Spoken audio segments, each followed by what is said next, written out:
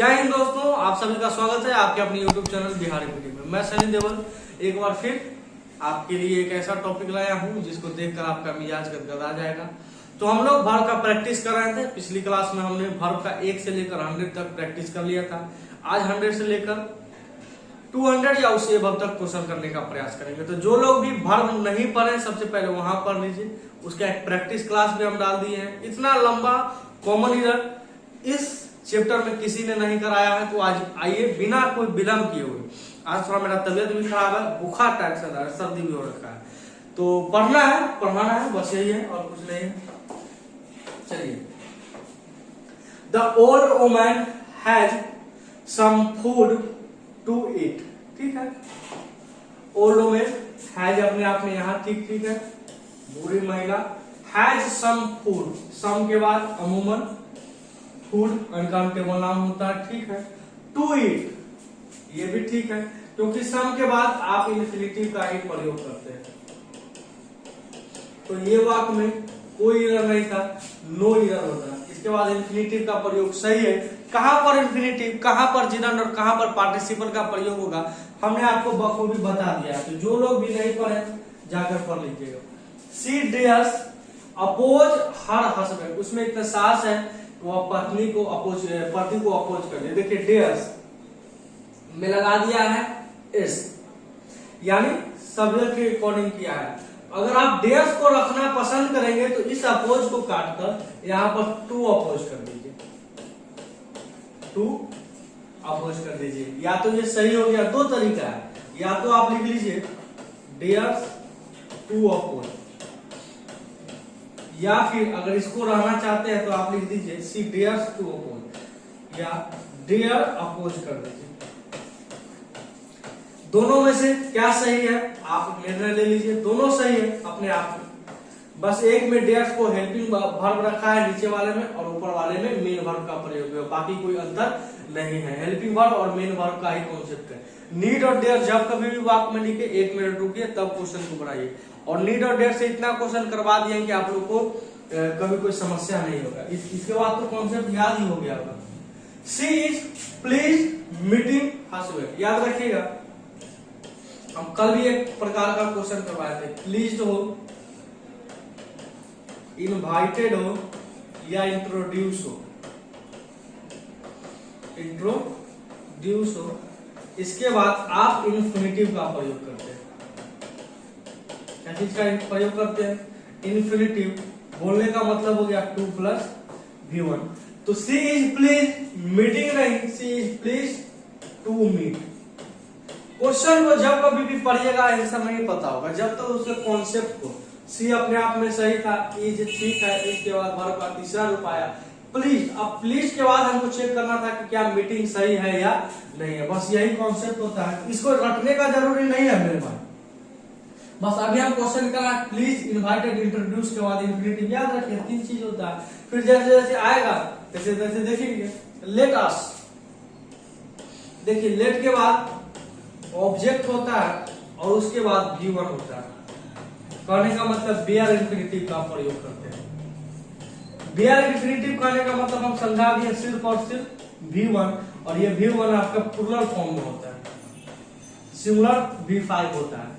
Late के बाद जब भी कोई ऑब्जेक्ट हो तो उसके बाद हम हमेशा V1 का प्रयोग करते हैं। टू गुड का प्रयोग करना बहुत ही ज्यादा गलत है। यहाँ पर let us go to the cinema, चलो सिनेमा देखने चलते, इसका मीनिंग हो गया। ये ऑब्जेक्ट की जगह पर कुछ भी अमूमन प्रोनाउन आप रख सकते हैं।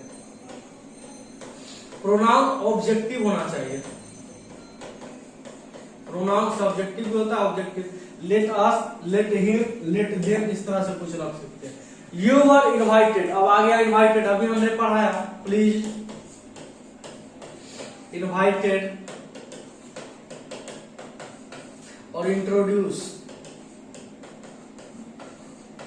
के बाद आप हमेशा इन्फिनिटिव का प्रयोग करते हैं। कहने का मतलब 2 + V1 का प्रयोग करते हैं। तो यहाँ पार्टिसिपेटिंग नहीं होगा, यहाँ पर you were invited to participate होगा, टू पार्टिसिपेट होगा। क्वेश्चन समझ में आ रहा होगा कि कहां पर क्या राज है। जब तक राज की गहराई को आप नहीं समझ सकते हैं तब तक जीवन में उन्नति नहीं कर सकते। तो गहराई को समझना बहुत ही जरूरी है। The news is too good to true. The news अपने आप में सही है, अनकाउंटेबल नाउन, इसके लिए इज ये भी सही है। टू गुड, टू का मतलब होता है ज्यादा, टू का मतलब होता है ज्यादा, और ये जिस शब्द के बीच पहले लगता है उसको ये निगेटिव बना देता है। जैसे the news is too good, the news इतना ज्यादा सही है कि आप उस पर विश्वास कर सकते हैं। विश्वास करने के सेंस में, होने के सेंस में बी की फॉर्म होना चाहिए, टू बी ट्रू होना चाहिए। ये बी होने के सेंस में बताता है। हम बताए थे आपको बनना है कुछ, तो आप क्या लिखते हैं, I want to be a doctor, मैं एक डॉक्टर होना पसंद करता हूं। तो जब भी होने की बात होगी, संभवतः आप होने वाला होगा, तो उसमें एक बी लिखना जरूरी होता है। बी का मतलब होता है होना, और एक बी का फॉर्म होता है जिसमें is, was, were, be, been, being होता है। ये भी आप लोग जानते ही होंगे। चलिए नेक्स्ट क्वेश्चन समझते हैं। यहाँ पर समझ में आ गया होगा कि टू सही था, और टू के साथ टू भी है, अपने आप में एक कॉम्बिनेशन सही बनाता है। रिमूव टू का question, my mother wants to come and to talk. Wants के बाद इन्फिनेटिव आता ही है, कोई दिक्कत नहीं। एंड टू टॉक, यहाँ समझिएगा, हमने बताए थे जब कभी भी दो इन्फिनेटिव को जोड़ा जाए ना, किसी कंजंक्शन के माध्यम से, किसी भी कंजंक्शन के माध्यम से मेरे भाई, तो जो दूसरा वाला का इन्फिनेटिव का टू होता है ना, वो कॉमन आ जाता है, टू नहीं लिखा जाता है। यहाँ पर टू होना चाहिए, मगर ये टू को यही कॉमन ले लिया जाता है। तो यहाँ पर टू प्लस बी वन या कोई कंजंक्शन और उसके बाद सिर्फ वर्ब का पहला फॉर्म।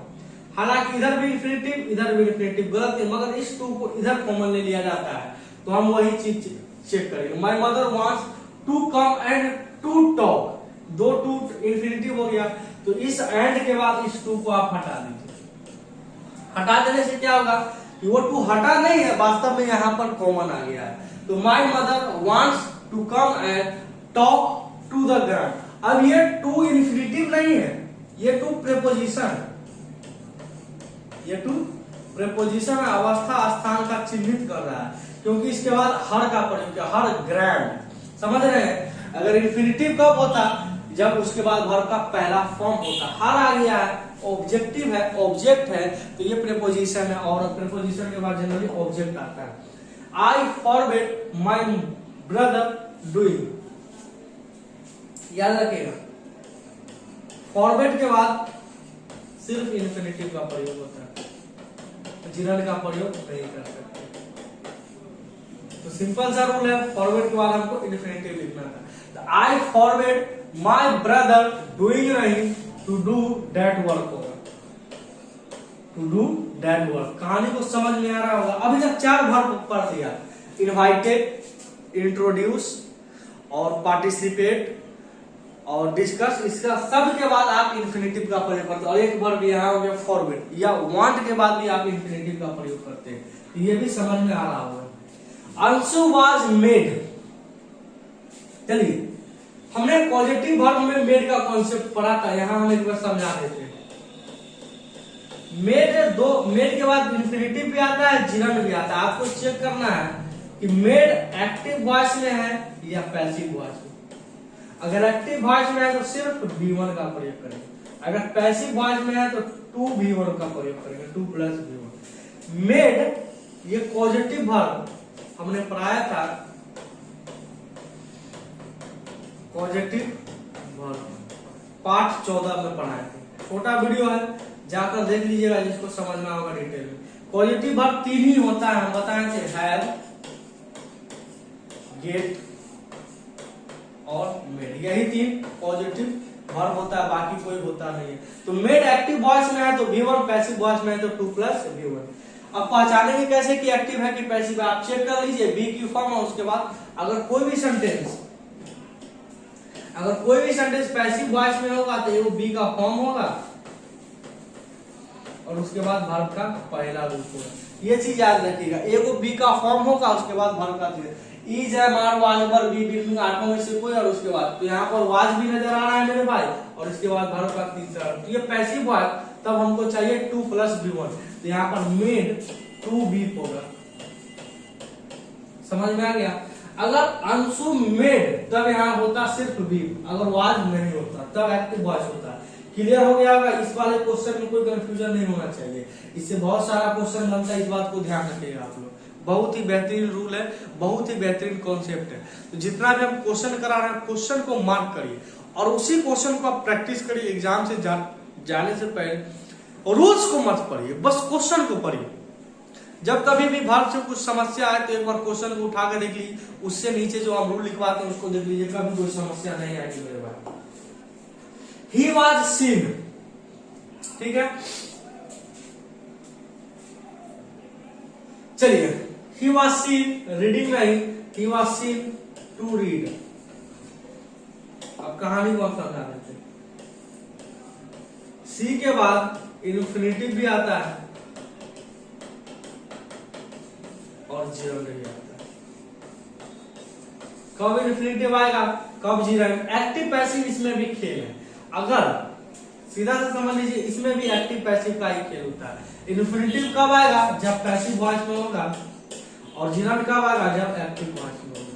अगर आई सॉ हिम टू होता तो आई सॉ हिम रीडिंग होता या जीरन होता, तब करते जब ऑब्जेक्ट क्या हो, एक्टिव वॉइस में थे। वाज सीन पैसिव वॉइस है, तब हम इन्फिनिटिव का प्रयोग करेंगे। एक्टिव का प्रयोग कब करते हैं, तो यहां पर लिखता शी सॉ हिम रीडिंग। अब यहां पर आप लिख सकते हैं, क्योंकि ये सॉ एक्टिव वॉइस होता है, इससे पहले कोई बी का फॉर्म नहीं था, और उसके बाद जीरन ऑब्जेक्ट देकर आप जीरन का प्रयोग करते हैं। मगर पैसिव वॉइस में हो तो इन्फिनिटिव का प्रयोग करते हैं, इस बात को आप ध्यान रखिएगा।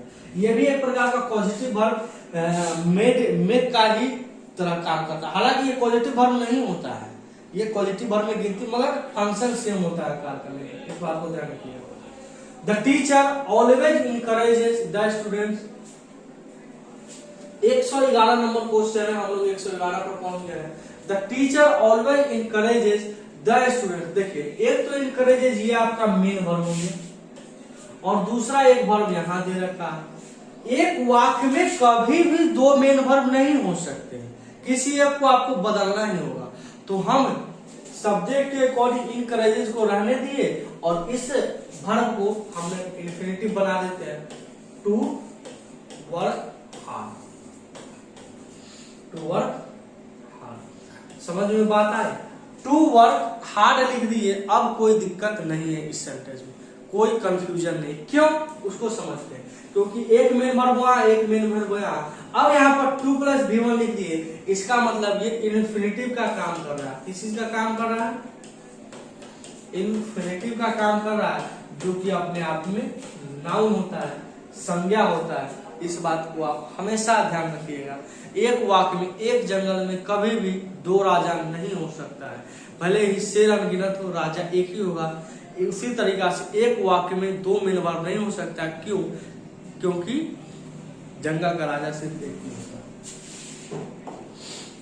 The striker had the meeting discussing the terms of the employers. The terms, देखिए, द टर्म्स ऑफ के बाद आपको हमेशा प्लूरल नाउन का प्रयोग, कल का रूप हम बताए थे। A couple of, A set of के बाद आप हमेशा प्लूरल नाउन का, तो इस वाक्य में तो कोई गलती नहीं लग रहा था। टर्म्स ऑफ द एम्प्लॉयर्स इसमें कोई, द स्ट्राइकर्स इसमें भी कोई नहीं गलती लग रहा है। और जैसा सब्जेक्ट है उसके अकॉर्डिंग हेल्ड, ये भी ठीक जा रहा है। Held a meeting, a meeting. अब देख लीजिए, अब मीटिंग डिस्कसिंग नहीं, इसको आप जिरंड मान सकते हैं, यानी पार्टिसिपल मान लिए। क्या मान लिए मेरे भाई, पार्टिसिपल मान लिए, एडजेक्टिव मान लिए। तो क्या ये भी पार्टिसिपल, ये भी यहां पर होगा टू डिस्कस। क्यों होगा टू डिस्कस, इसके पीछे लॉजिक बड़ा सिंपल सा बात है। पार्टिसिपल एक मीटिंग लगा रहे हैं यहाँ पर, तो इन्फिनिटिव का प्रयोग करिए, ताकि कोई, कहने का मतलब ये हो गया, हेल्ड के बाद आप इन्फिनिटिव का प्रयोग, होल्ड के बाद आपको इन्फिनिटिव का प्रयोग करना है। सिंपल सा ये रूल है। होल्ड के बाद, वांट के बाद, इंट्रोड्यूस के बाद, प्लीज के बाद, इस सभी के बाद आपको इन्फिनिटिव का प्रयोग करना था। मेन रूल, ए मीटिंग तो आपको ऑब्जेक्ट फंसाने के लिए दे दिया था। चलिए देखिए, अब कहानी को समझते हैं।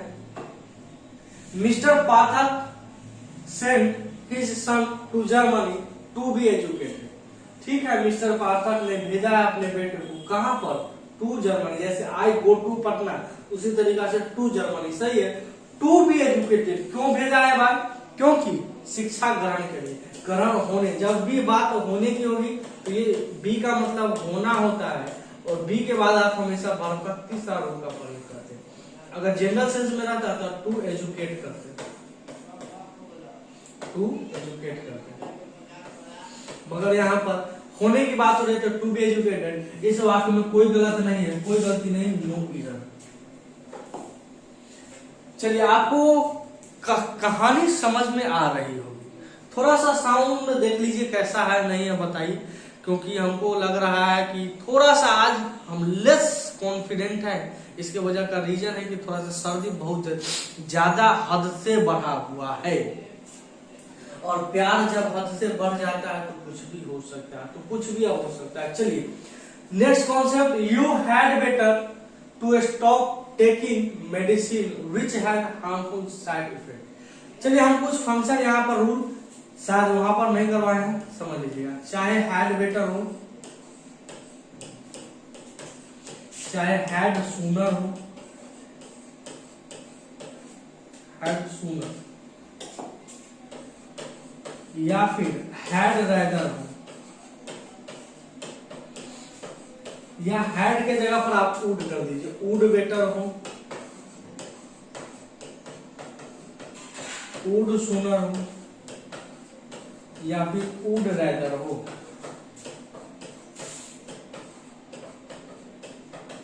तो इसके बाद आप हमेशा वर्ब की पहली फॉर्म का प्रयोग करते हैं। क्यों? क्योंकि मॉडल के बाद वर्ब का फर्स्ट फॉर्म होता है। उसी तरीका से had better, had sooner, had rather, would better, would sooner, would rather, ये अपने आप में एक रूल हुआ, उसको हम नहीं करवाए थे, यहाँ पर लिख लीजिएगा। इन सभी के बाद आप हमेशा वर्ब की फर्स्ट फॉर्म का प्रयोग करते हैं। तो you had better to stop नहीं, सिर्फ कर दीजिए स्टॉप टेकिंग, क्योंकि एक मेन वर्ब हो गया, दूसरा को या तो इंफिनिटिव या जीरन रख सकते हैं, कोई समस्या नहीं है इस वाले वाक्य में कोई। और इससे बहुत सारा क्वेश्चन है, इस रूल को खास कर मार्क करके लिखिएगा। हम बताए थे एक आध रूल अगर बच भी जाता है तो क्वेश्चन के माध्यम से हम लोग कर लेंगे, ये हम बता चुके हैं, वही ये चीज है, समझिएगा। ही प्लान टू नॉट, देखिए जब कभी भी 2 प्लस v1 का निगेटिव बनाना हो ना मेरे भाई, क्या बनाना हो, निगेटिव, तो आप लिख दीजिए नॉट 2 लिखा जाता है प्लस v1। इसका इस्तेमाल नरेशन में ज्यादा होता है, नॉट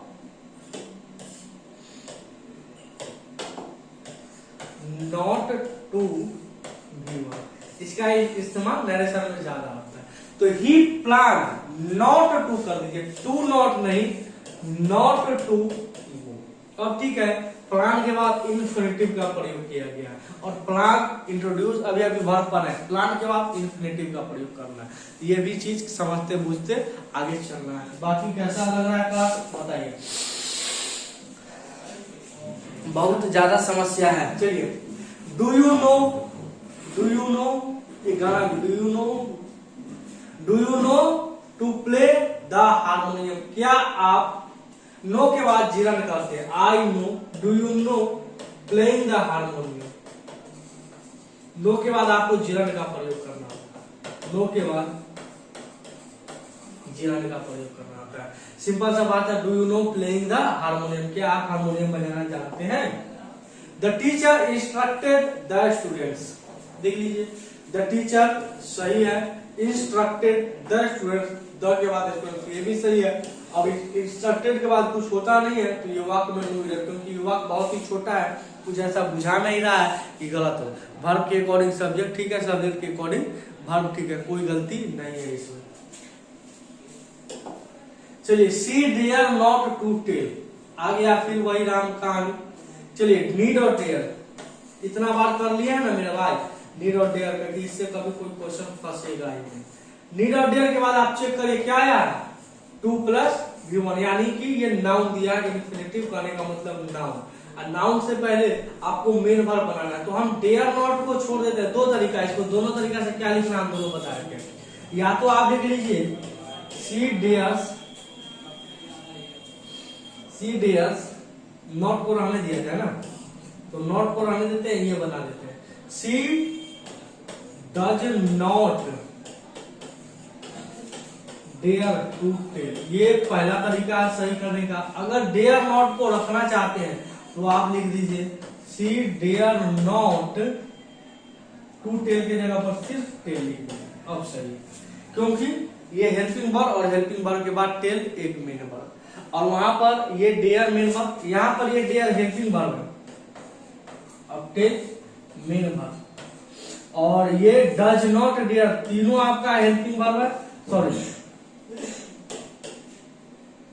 डज नॉट आपका हेल्पिंग वर्ब है, डेयर मेन वर्ब है, और ये टू टेल नाउन यानी करने का मतलब इन्फिनिटिव है।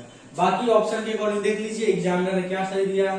अगर 2 पार्ट दिया है तो इसको सुधार लीजिए, 1 पार्ट दिया है तो 1 को सुधार लीजिए। आप देख लीजिए mister Thakur told the students maintain. देखिए बात एकदम आ गई वहीं पर, एक वाक्य में 2 मेन वर्ब कभी, एक टोल्ड यहाँ भी है, एक मेंटेन यहाँ भी है, तो दोनों में से किसी एक को नाउन बना दीजिए। मिस्टर ठाकुर टोल्ड, चलिए told the students to maintain कर दीजिए, टू मेंटेन साइलेंस। ठाकुर ने बोला है बच्चों से कि साइलेंस को बनाए रखना है, तो ठीक है नाम बना दीजिए इधर, Thakur told the students to maintain silence, सही है, कोई दिक्कत इसमें नहीं आ रही है। चलिए he said that he would die rather than to beg। हमने बताया था would rather अभी ही 2 रूल पहले पढ़े हैं, would rather के बाद आप हमेशा वर्ब की फर्स्ट फॉर्म, तो टू बिग नहीं टू बेग होना चाहिए, भीख मांगे। मैं भीख मांगने के बजाय मरना पसंद करूंगा। तो ये स्वाभिमानियों का फंक्शन होता है, करेक्टर होता है। एक इंग्लिश में फ्रेज है when you lose your money you lose nothing, when you lose your health you lose something, when you lose your character you lose everything. तो करेक्टर कभी लूज नहीं करना है। हेल्थ गया हो सकता है आ जाए, थोड़ा सा लॉस हो गया, पैसा गया तो अफसोस ही नहीं करना, मनी हाँ समस्या है, पैसा के बिना समस्या है। एक और कहावत याद रखिएगा, first became rich then became philosopher. पहले अमीर बनिए फिर फिलोसोफर बनिए। ये नहीं कि पैसा ही सब कुछ है, पैसा ही सब कुछ है अभी के जमाने में। तो पहले आप अमीर बन जाइए, उसके बाद कहिए ना अगर मेरे पास पैसा होता तो हम बहुत कुछ करते। नहीं है, कुछ नहीं कर रहे हैं, भिख मंगे की तरह जी रहे हैं।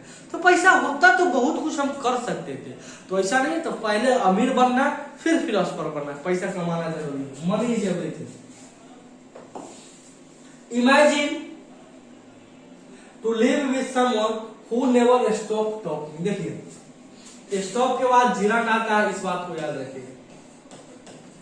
तो यहां पर सही दे रखा है इमेजिन, कभी भी वर्ब आपका वाक्य की शुरुआत नहीं करता। या तो आप 2+V1 से वाक्य की शुरुआत करा लीजिए, या फिर V1+ing कहने का मतलब इंफिनिटिव या जिरंड। तो इमेजिन नहीं होना चाहिए, imagine to live with someone, या फिर इमेजिन के बदला आप इसको टू लिव के बदला लिविंग कर दीजिए। इमेजिन, ये इमेजिन काल्पनिक हो गया, इस वाक्य का कोई मकसद यहाँ से वाक्य शुरू ही नहीं हो रहा है, तो आप शुरुआत इससे कर लीजिए, living with someone who never stop talking. ऐसे व्यक्ति के साथ रखिए जो कभी भी, इमेजिन कल्पना करिए, तो काल्पनिक एक प्रकार का ये इफ का प्रयोग हो रहा है, एक प्रकार से इमेजिन समझ लीजिए ये इफ है, तो इसमें तो कोई संशोधन ही नहीं हो सकता, तो ये तो वर्ब है ही नहीं। तो वर्ब क्या है टू लिव, तो वहां पर होगा imagine if living with someone, क्योंकि हमको जिरंड चाहिए, क्योंकि जिरंड ही लिविंग किसी के साथ इंफिनिटिव में सही था, मगर इफ वाले के बाद इफ वाले के बाद इंफिनिटिव नहीं जिरंड का प्रयोग होता है। इमेजिन लिविंग विद समवन, ठीक है।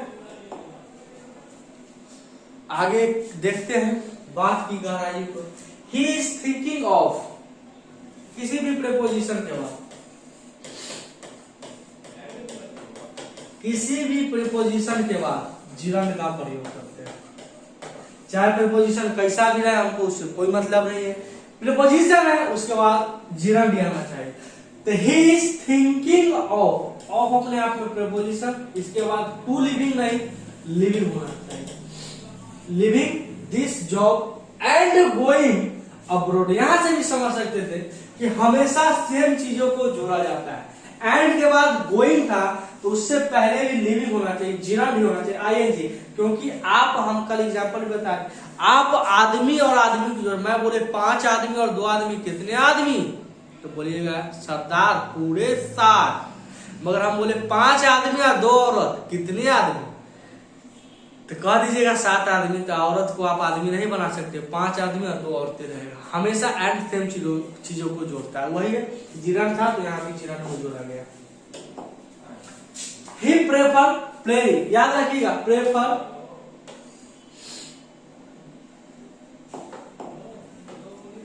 याद रखिएगा, प्रेफर या प्रेफरेबल,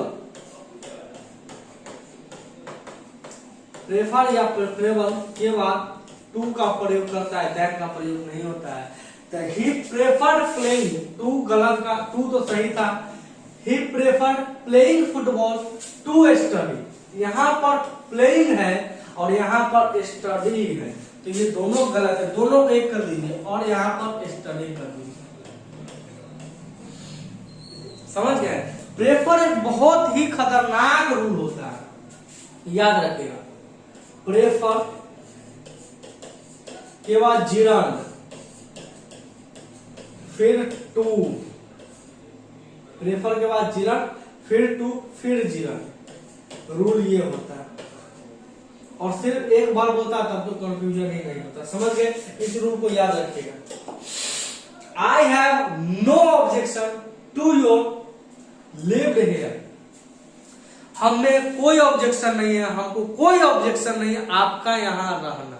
तो क्या देख लीजिए, योर लिव्ड नहीं, योर लिविंग, हम बताए थे नॉन लिविंग, योर लिविंग आपका रहना, ये नो, ये तो वर्ब एक मेन वर्ब हो ही गया। ये लिव्ड आपको मेन वर्ब थोड़ी बनाना है मेरे भाई, आपका रहना। तो योर लिविंग करिए, आपका रहना, हमको यहाँ कोई ऑब्जेक्शन की बात नहीं है। तो टू योर लिविंग, आपका रहना का बात हो रहा है, तो यहाँ पर ये पीरियड था। Veena does not approve of her husband, देख लीजिए, अप्रूव ऑफ, ये ऑफ अपने आप में क्या हो गया? Preposition. Husband of to working husbands, approve of her husbands working, देख लीजिए, उसका पति का काम, पति का काम, वो काम नहीं समझना है, काम वाला काम समझना है, पति का काम। तो यहां पर होना चाहिए हस्बैंड्स, एपॉस्ट्रोफी एस लगाइए और उसके बाद लगाइए मेरे भाई जिरन, पति का काम। लिविंग थिंग में एपॉस्ट्रोफी एस लगता है, जबकि नॉन लिविंग थिंग में एपॉस्ट्रोफी एस नहीं लगता है। अगला एक क्वेश्चन जरूर होगा इससे, इस बात को ध्यान रखिएगा। जब लिविंग थिंग हो तो उसमें आपका का के लिए एपॉस्ट्रोफी एस या ऑफ का प्रयोग होता है, मगर in case of verb we use apostrophe not of. Understand? I am ambitious of becoming the famous author. Of अपने आप में हो गया मेरे भाई प्रीपोजिशन, इसके बाद जिरन सही जा रहा है, आई के साथ एम सही लगता है, एम्बिशियस के साथ ऑफ भी सही लगता है। तो यहाँ पर इस पार्ट में कोई गलती नहीं है। क्यों? क्योंकि आई के साथ एम सही प्रयोग है, एम्बिशियस के साथ ऑफ भी सही है, बाकी the famous author of India, इस पार्ट में कोई गलती नहीं है। इस बात को याद रखिए। They should not prevent her from, देखिए एक प्रिवेंट ये रहा मेन वर्ब और यहाँ भी एक मेन वर्ब, तो एक वाक्य में 2 मेन वर्ब हो नहीं सकते हैं। इससे अच्छा इस टू वर्क कर दीजिए। अगर टू वर्क भी नहीं करना है तो यहाँ पर वर्किंग कर दीजिए और बेहतरीन लगेगा, क्योंकि प्रिवेंट फ्रॉम अपने आप में प्रीपोजिशन हो जाता है। प्रीपोजिशन के बाद जिरन एकदम, टू वर्क नहीं, टू वर्किंग होना चाहिए। तो they should not prevent her from working here, एकदम सही है, कोई दिक्कत नहीं है। फ्रॉम अपने आप में प्रीपोजिशन और एक प्रीपोजिशन जाते जाते समझ लीजिए, अभी तो क्लास लंबा चलेगा। प्रिवेंट के साथ आप फ्रॉम का प्रयोग करते हैं, इससे प्रीपोजिशन में क्वेश्चन भी बन चुका है।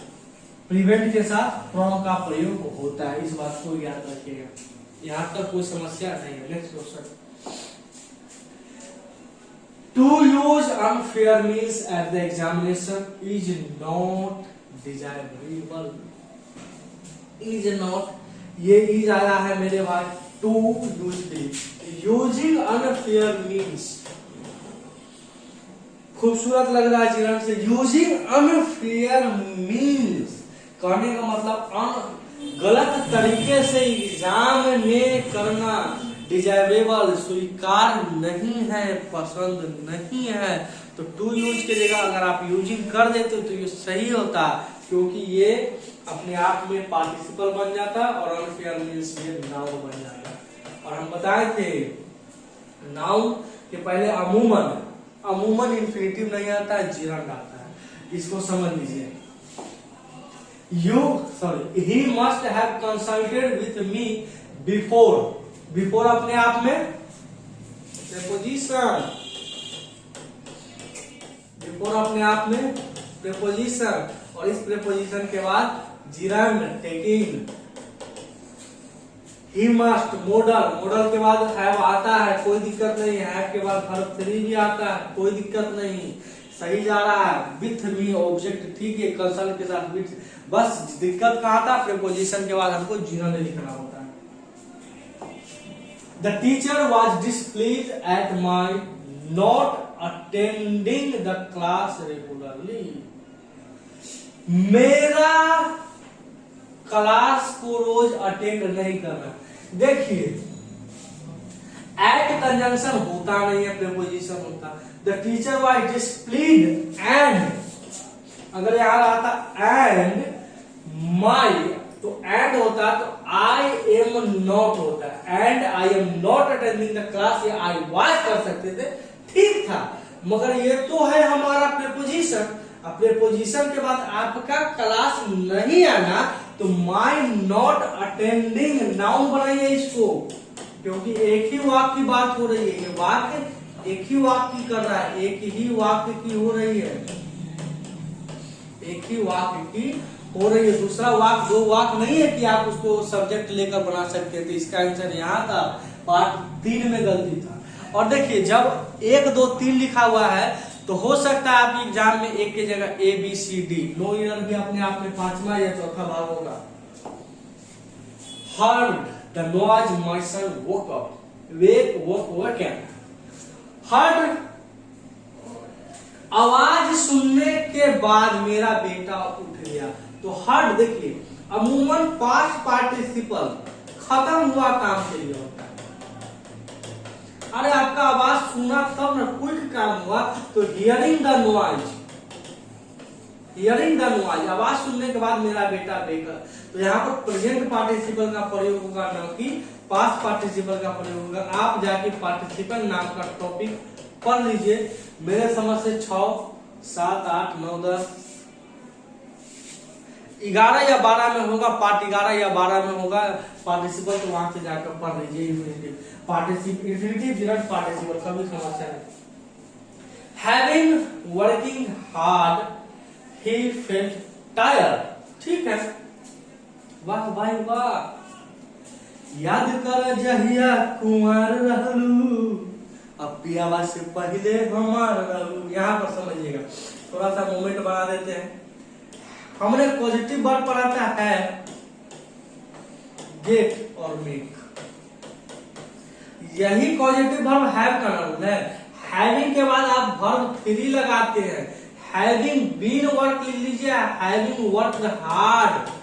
कॉन्सेप्ट ये होता है वर्ब का तीसरा रूप हैव के बाद तीसरा रूप, या बीन लगा के, या फिर बीन लगा के आप तीसरा रूप लिखिए, दोनों सही है, कोई दिक्कत नहीं है। तो हैविंग के बाद एक तो हैविंग में ऑलरेडी आप जिरंड बना दिए, फिर उसके बाद वर्किंग में जिरंड बना दिए। पागल है क्या?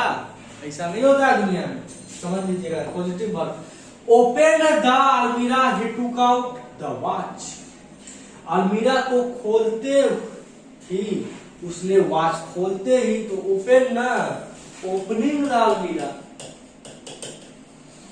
और वैसे भी वर्ब 3 से तो कभी भी सेंटेंस की शुरुआत नहीं हो सकती, सेंटेंस की शुरुआत नहीं हो सकती है। आप या तो टू ओपन द अलमीरा, या ओपनिंग द अलमीरा, या हैविंग ओपन द अलमीरा कर दीजिए। वर्ब 3 से तो कभी भी वाक्य की शुरुआत होती ही नहीं है। आपका तरीका बहुत है, या तो टू ओपन उसको कर दीजिए, या ओपनिंग कर दीजिए, या हैविंग ओपन कर दीजिए। समझ रहे हैं बात को? नहीं तो आ जाना खुपचा में, सब समझा देंगे। आकर हमसे मिलिएगा खुपचा में, सब समझा देंगे। मेरा ऑफलाइन का फेमस डायलॉग है। चलिए, We saw a laborer carried a basket on his head. हमने एक लेबर को देखा। देखिए, ये जो हल्का हल्का सुरूर है, we saw, हमने बताया था। सी अगर एक्टिव वॉइस है या पैसिव वॉइस है। अगर एक्टिव वॉइस है तो जिरंड, पैसिव वॉइस है तो पार्टिसिप इंफिनिटिव का प्रयोग करिए। तो वी सॉ एक्टिव है क्योंकि उससे पहले बी का फॉर्म नहीं था। We saw a labourer carrying a basket होगा। क्या होगा मेरे भाई? Carrying a basket. We saw a labourer carrying basket on his head. अब प्रयोग हुआ और ये एक प्रकार का पॉजिटिव वर्ब है कि ये समझ सकते हैं मेक की तरह काम कर रहा है। जैसे पॉजिटिव वर्ब में मेक होता है उसी तरीका से सी, दोनों का फंक्शन सेम होता है, मगर सी पॉजिटिव वर्ब नहीं होता है। ये वर्ब ऑफ सेंसेशन होता है। क्या होता है? वर्ब ऑफ सेंसेशन, यानी समझ बुझ वाली शक्ति होती है, उसको कहते हैं। चलिए इसको बनाइए, तब तक हम थोड़ा सा नाक साफ कर लेते हैं।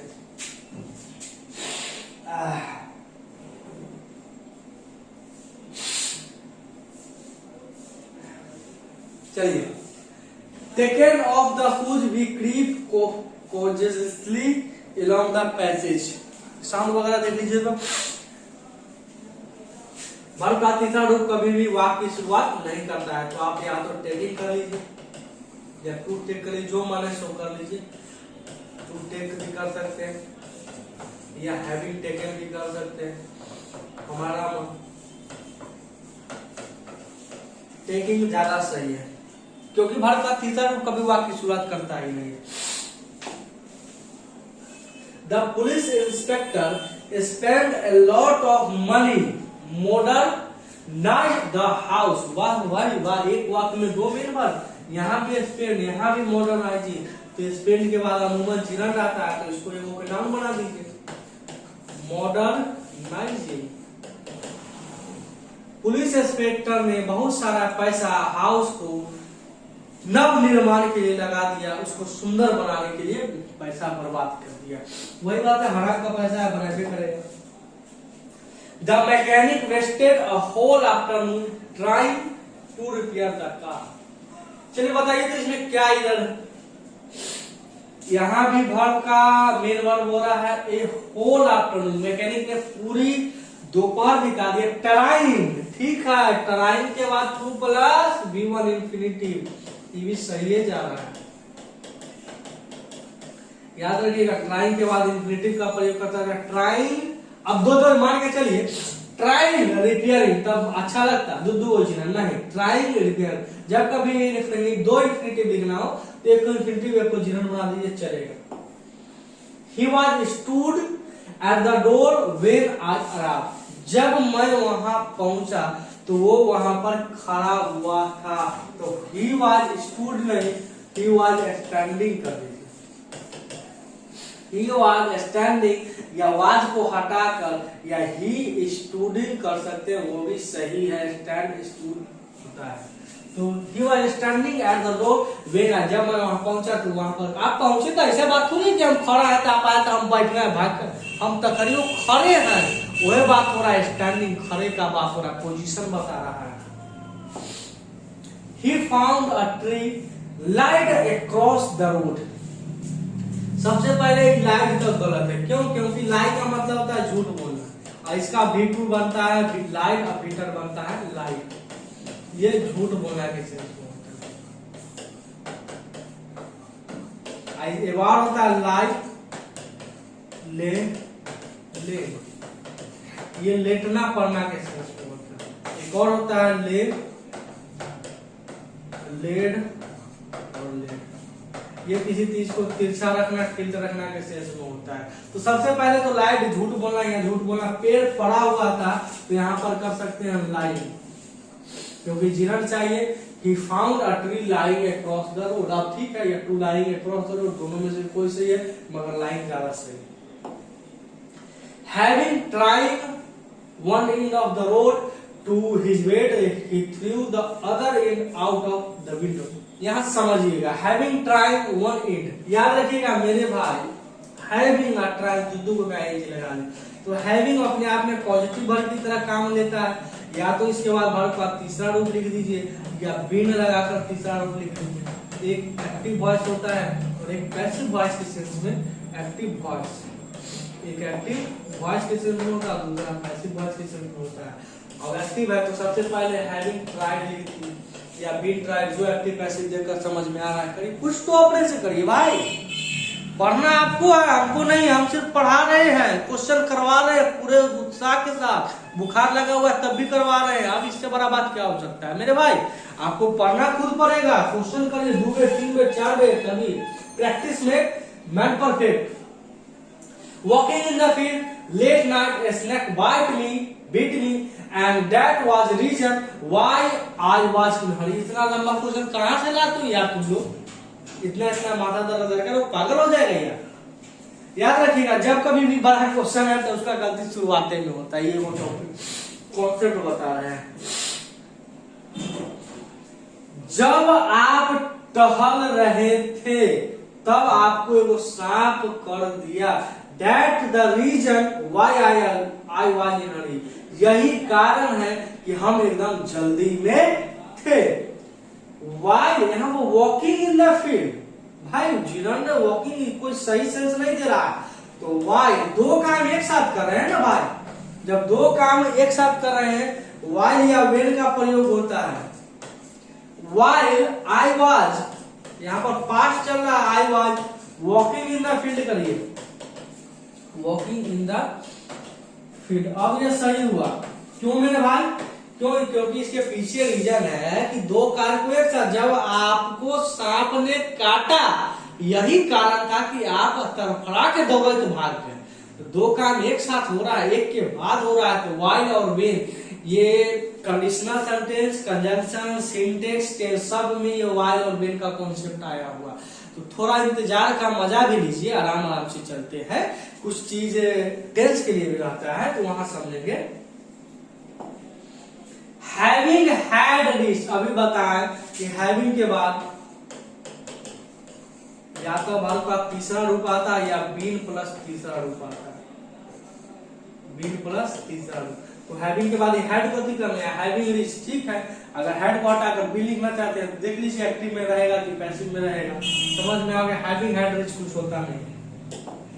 हाँ, यहाँ पर हम समझाना चाहेंगे कि आई हैड होता है, दो हैड का प्रयोग होता है, ये सही है. एक हेल्पिंग वर्ब हो गया, एक मेन वर्ब हो गया, ये सही है. मगर हैविंग हैड करके कुछ होता नहीं. He complained to the police that his briefcase had been stolen. That is, ये क्वेश्चन लगता है रिपीट हो गया है, ये रिपीटेड क्वेश्चन है. ये क्वेश्चन अभी तक हम 1 से 100 तक नहीं कराए हैं. जाकर खोजिए और कमेंट करके बताइए. 143 का आंसर हम सिर्फ बता देते हैं कि कौन से पार्ट में एरर है. 1 2 3 पार्ट में एरर है, तीसरा पार्ट में एरर है. बस समझ लीजिए क्या एरर है, आप लोग समझ जाइएगा. और एक लीव का कॉन्सेप्ट है, हम बता भी देते हैं लीव. अब इसका आंसर आप लोग खुद खोज लीजिए क्या होगा. Being a rainy day Vijay decided to stay. समझिएगा, बीइंग से अमूमन वाक्य स्टार्ट होता नहीं है. जब कभी भी बीइंग के बाद नाउन हो ना, बीइंग के बाद नाउन हो तो एक इट का प्रयोग करना जरूरी होता है. अगर नाउन हो बाकी कुछ भी हो तो चलेगा.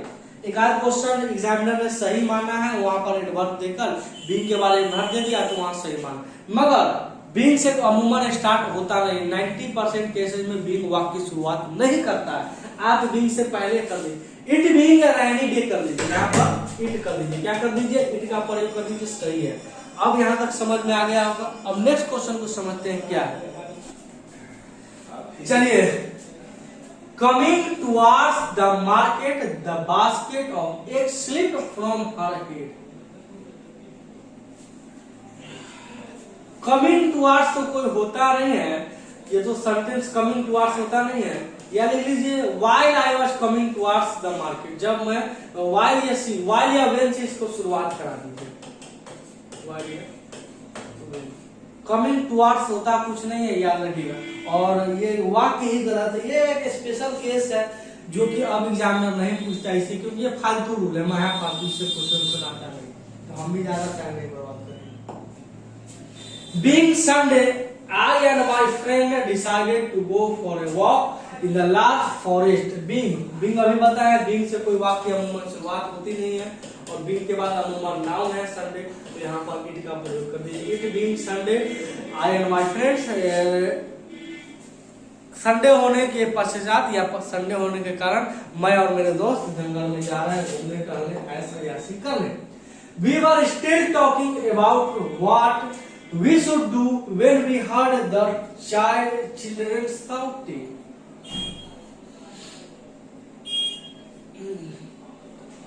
चलिए, we were still talking about what we should do when we heard the children shouting. बच्चे का चिल्लाना कहीं न कहीं सही है, वाक पास्ट चल रहा है, वाट के बाद भी आता ही है, ठीक है, मॉडल के बाद फर्स्ट फॉर्म लगाए हुए हैं, ये भी पास्ट फॉर्म दे ही रखा है। द चिल्ड्रन शाउटिंग, ये चिल्ड्रन के बाद शाउटिंग, अगर आपको मन है तो यहाँ पर अपॉस्ट्रोफी एस लगा के कर सकते हैं। एग्जामिनर अगर द चिल्ड्रन शाउटिंग भी दिया तो वो भी सही है, चिल्ड्रन शाउटिंग दिया है तो भी, क्योंकि होता क्या देख लीजिए,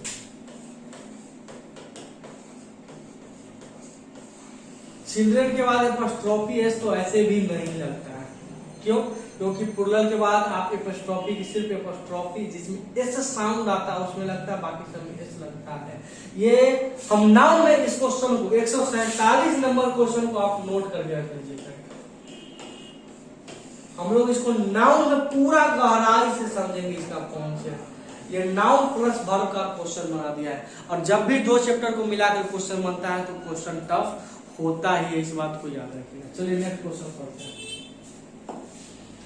Being very often ill, देखिए अभी हम बताएं कि अमूमन being से वाक्य की शुरुआत होती है, मगर यहाँ पर कर दिया है, तो क्या ये सही है?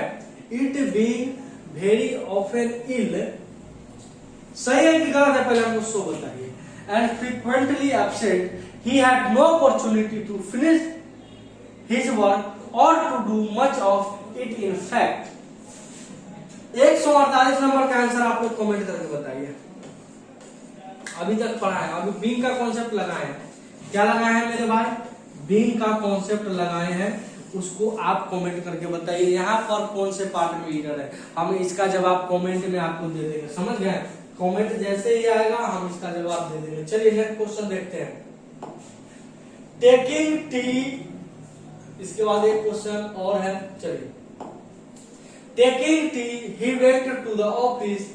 टेकिंग टी, चाय लेने के बाद, तो चाय लेने के बाद होता है हैविंग,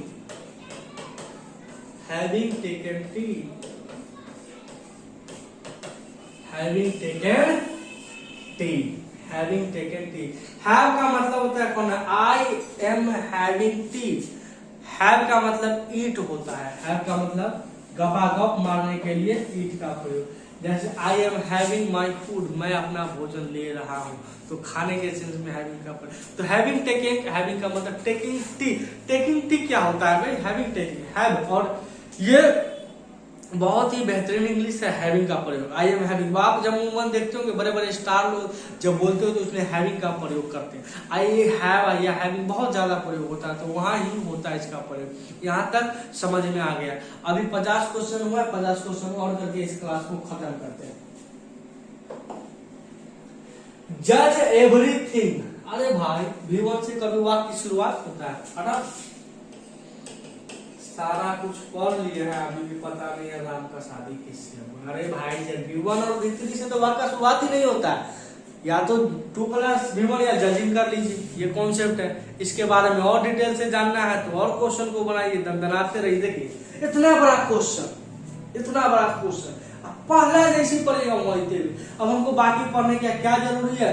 जज everything in the light of what the leaders of both the parties had said, the judge came to the conclusion that the case was false. अरे भाई बाप रे, माफ करो भाई, हमसे पहले क्वेश्चन है पहला दे रखा जा रहा है। ये सब फालतू बात है, यहाँ पर ध्यान नहीं देना है, बस कहानी को समझ लीजिए, कोई दिक्कत नहीं होगा। चलिए नेक्स्ट क्वेश्चन पर बढ़ते हैं। चलिए देखिए नेक्स्ट क्वेश्चन है, school offers many opportunities of meeting helpful people, reading people useful books and obtain information about variety of public। चलिए यहाँ पर एक चीज समझिएगा, वेराइटी ऑफ कपल ऑफ के बाद आपको हमेशा प्लूरल नाउन की आवश्यकता होती है, हमने अभी तक पढ़ा। अब स्टार्ट करते हैं। स्कूल ऑफर्स, स्कूल ऑफर करता है सिंगुलर के लिए, सिंगुलर वर्ब बढ़िया चीज है। मेनी अपॉर्चुनिटी, मेनी के बाद प्लूरल नाउन आता है, ये भी ऑफ मीटिंग क्या करता है, प्रीपोजिशन के बाद आईएनजी फॉर्म, यहाँ तक सही जा रहा है, कोई दिक्कत नहीं है। हेल्पफुल पीपुल, जरूरतमंद लोग। रीडिंग यूजफुल बुक्स, ठीक है भाई, बुक से पहले रीडिंग आ गया। एंड ऑब्टेन, यहां देख लीजिए ऑब्टेन, यहां पर ऑब्टेन नहीं ऑब्टेनिंग होगा। क्यों? क्योंकि अभी तक हमने पढ़ा है कि एंड हमेशा सेम चीजों को जोड़ता है। यहां देखिए मीटिंग, रीडिंग एंड ऑब्टेनिंग होना चाहिए, ऑब्टेन नहीं, क्योंकि अभी तक हमने बहुत सारा क्वेश्चन किया जिसमें ये बता चुके हैं कि एंड हमेशा सेम चीजों को जोड़ता है मेरे भाई। चलिए next question. Children visiting the park and amused by the monkeys playing, देखिए चिल्ड्रन विजिटिंग द पार्क, ये पूरा आपका सब्जेक्ट हो गया। चिल्ड्रन जो कि विजिटिंग कर रहा है, आर अम्यूज्ड, चिल्ड्रन के लिए प्लूरल आर सही है, उसके बाद वर्ब का तीसरा बी का फॉर्म के बाद वर्ब का तीसरा रूप आता है by the monkeys, passive voice है, बी का देख लीजिए, बी का एगो रूप और प्लस वर्ब का तीसरा रूप आपका हमेशा पैसिव वॉइस होता है। क्या होता है मेरे भाई? पैसिव वॉइस होता है। यहाँ तक ठीक है। प्ले, यहाँ पर सिर्फ प्ले गलत है, क्योंकि जब एक मन मेन वर्ब आ ही गया है तो दूसरा मेन वर्ब हम क्यों देंगे? इसके पीछे रीजन है सिंपल सा, आप यहाँ पर कर दीजिए प्लेइंग, प्लेइंग इन द केजेस। अब सही है, क्योंकि एक वाक्य में दो मेन वर्ब नहीं हो सकते, किसी दूसरे को दूसरा चीज बनाना ही होता है। The child picked up a burnt paper, यहाँ दिक्कत है, द चाइल्ड पिक्ड अप, ठीक है देखिएगा, बर्न का भी टू बनता है, बर्न्ट और बीटर बनता है बर्न। कई बुक में ये भी लिखा हुआ रहता है बर्न, और ये भी लिखा हुआ रहता है बर्न। इसका प्रयोग करना ज्यादा सही है। अब ये बर्न में ईडी लगाकर इसका चलन से बाहर है, तो यहाँ पर ए बर्न पेपर नहीं होना चाहिए, ए ब्रंट पेपर होना चाहिए। क्या होना चाहिए? ए ब्रंट।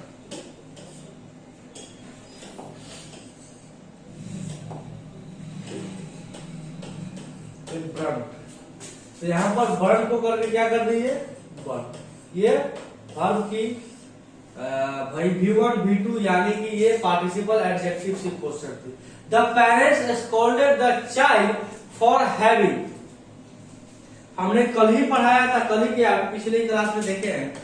हैविंग के बाद दो उपाय होता है, या तो आप वर्ब का तीसरा रूप लिखिए या फिर बीन जोड़कर तीसरा रूप लिखिए, मगर हैविंग के बाद हमेशा वर्ब की तीसरा रूप ही आती है, दूसरा या तो हैविंग ब्रोक नहीं यहाँ पर होना चाहिए, हैविंग ब्रोकिंग, क्योंकि ब्रेक का V2 और V10 क्या बनता है? ब्रेक, ब्रोक और broken, break broken, break broke और ब्रोकन, ये वर्ब का ब्रेक का वर्ब फॉर्म बनता है। बाकी बर्निंग और बर्न्स होता है, तो यहाँ पर having broken the window but the there works fell on the pier. जब हमको इधर पता हो गया तो आगे पढ़ने का कोई आवश्यकता नहीं है, याद रखिए। जैसे ही आपको क्वेश्चन में इधर यानी गलती पता चल जाए, आगे का सवाल पढ़ने का कोई आवश्यकता ही नहीं है, सीधा से उड़ा दीजिए बात करना। I finished my work, start I finished past tense में जा रहा है। Before we reached his palace with great difficulty, याद रखिएगा पास्ट में जब दो काम एक साथ होता है ना, पास्ट में जब दो काम एक साथ होगा, एगो को रख दीजिए पास्ट परफेक्ट में, एगो को पास्ट परफेक्ट में है वो पास्ट इंडेफिनिट में रखते हैं।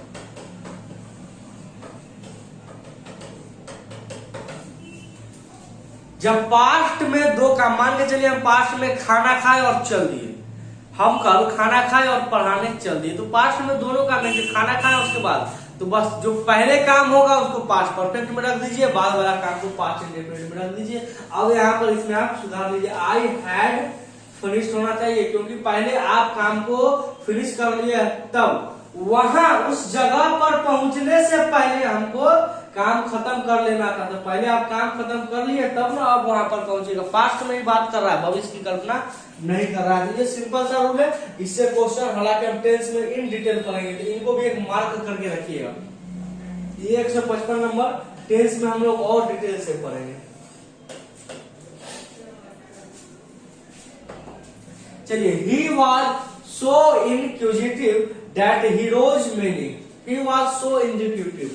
ही के साथ was सही है। so inquisitive का मतलब होता है कि एकदम होता है एकदम बेचैन लड़का, जो एनी टाइम जुझारू लड़का, जिज्ञासु लड़का कह सकते हैं जी, एनी टाइम सवाल पूछने के लिए तत्पर रहता है। तो he was so inquisitive that he rose। यहाँ पर दिक्कत है वर्ब की फॉर्म में, देखिएगा राइज का मतलब होता है उठना, राइज, रोज और राइज, ये वर्ब फॉर्म बनता है। और एक होता है रेज, रेज का मतलब होता है उठाना। क्या होता है? उठना और उठाना में अंतर है। रेज का मतलब होता है उठाना, और इसका बीटू और बीटर बनता है रेज, और बीटर भी बनता है। तो यहाँ पर होना चाहिए he was so executive that he rose many।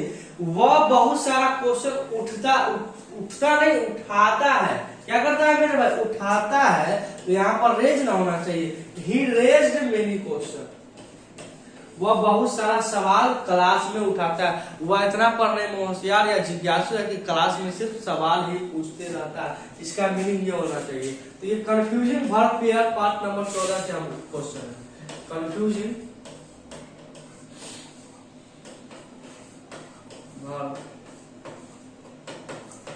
ये वहां से क्वेश्चन इसमें पूछा गया था, तो एक बार इसको भी देख लीजिएगा, कोई समस्या न होगा आपको। और रखने का आवश्यकता नहीं है, बस आप लोग बस जैसे जैसे क्वेश्चन करा रहा है, क्वेश्चन को 2 बार 4 बार पढ़े, कभी कंफ्यूजन नहीं होगा। He was born. अब यहाँ पर पहले पार्ट में देखिए, बियर का 2 मतलब होता है। बियर का एक मतलब होता है सहन करना, और दूसरा होता है पैदा करना, या आप जन्म जो लेते हैं वो होता है। बियर का मतलब अगर सहना होगा तो इसका बीटू बनेगा बियर बोर, और इसका भी बीटू बियर बोर, और इसका बीटर बनता है बोर। तो वो एक गरीब घर में पैदा हुआ, but brought up in an affluent family. वह गरीब घर में पैदा हुआ, उसके बावजूद भी अमीर घर में लाया गया, समृद्ध फैमिली में लाया गया। तो यहाँ पर जो BORNE दे रखा है, यहाँ तो सहन करने का बात नहीं, यहाँ पैदा करने का, जन्म लेने का बात हो रहा है। तो इसका बीटर BOR, जैसे लिखते हैं आई वॉज बोर्न इन 1990। तो ये कॉन्सेप्ट अब आज के बाद समझ में आ गया होगा कि वहां पर BORNE वाला क्यों नहीं देते हैं, यहाँ पर क्यों देते हैं। तो इस बॉन्ड को सिर्फ BORN कर दीजिए। अब आपका जवाब सही है, कोई दिक्कत नहीं है। या ये भी कॉन्सेप्ट क्लियर, ये भी कंफ्यूजिंग वर्ब पेयर से क्वेश्चन है, और ये नीतू मैम का बुक का क्वेश्चन है। देखिए होता क्या है, वास्तविकता हम बताते हैं। किसी राइटर में इतना दम नहीं है कि वो एग्जाम का क्वेश्चन लिख पाए। तो होता क्या है, प्रीवियस ईयर क्वेश्चन को कोई भी टीचर लाता है, एक बुक में लिखता है, और उसी के बेस पर 1-2 क्वेश्चन अपना बना देता है, सब्जेक्ट ऑब्जेक्ट को हटाकर। अमूमन वो क्वेश्चन आपके एग्जाम में नहीं आता। प्रीवियस ईयर कोई पढ़िए वही काफी है, एक बात ध्यान रखिएगा आप लोग। चलिए नेक्स्ट क्वेश्चन देखते हैं, समझ में आ गए।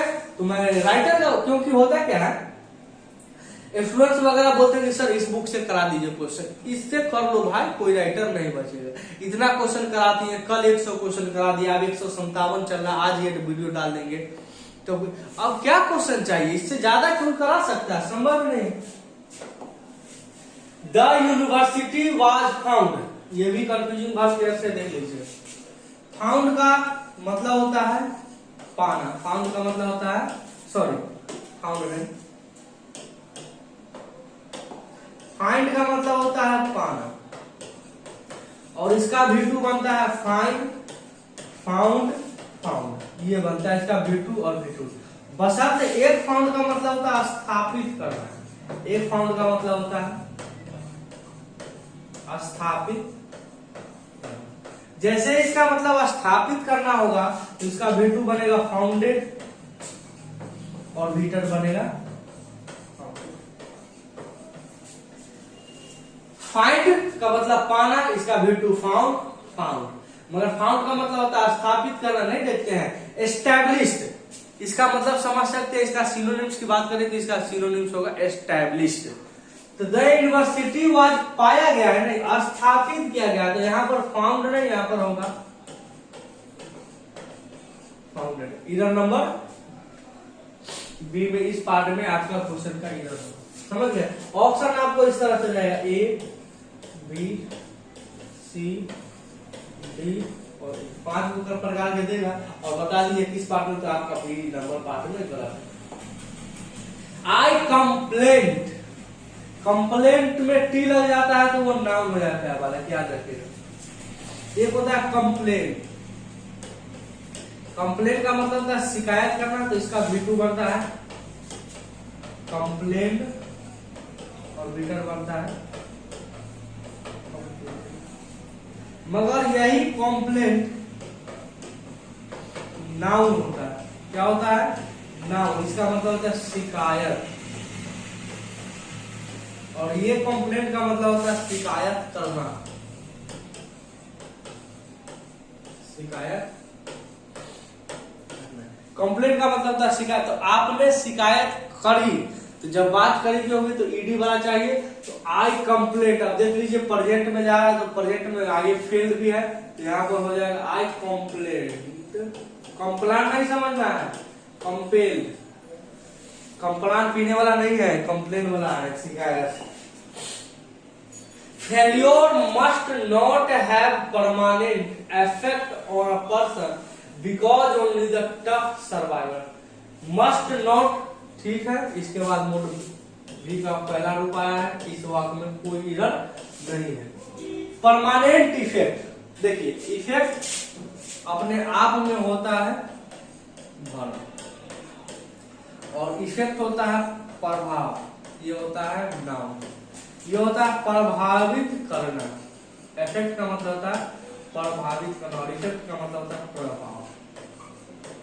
न करता है, संगति से गुण होता है, संगति से गुण जाता है, ओकर प्रभाव पड़ गया। गांव समाज में कहते हैं फलाना के प्रभाव पड़ल है, तो प्रभाव पड़ल है तो इफेक्ट, प्रभाव मिल गया है, साथ मिल गया है तो इफेक्ट। समझ में आ गया होगा इफेक्ट और इफेक्ट का कॉन्सेप्ट। चलिए, I keep my cool and never lose. यहाँ पर लूज, लूज का मतलब जो ढीला होता है, वो गाना है जींस पैंट वाला भोजपुरी का, लूज का मतलब होता है ढीला।